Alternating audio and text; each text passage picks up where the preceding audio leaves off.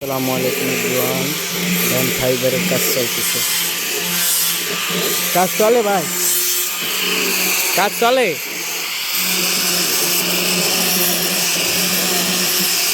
কাজ চলতেছে, কত সুন্দর কাজ। এই দেখেন, বোর্ডের কাজ চলতেছে, রেস্টুরেন্টের বোর্ডের কাজ চলতেছে। সবাই আমাদের জন্য দোয়া করবেন, ভিডিওটা শেয়ার করবেন, সবাই দেখবেন।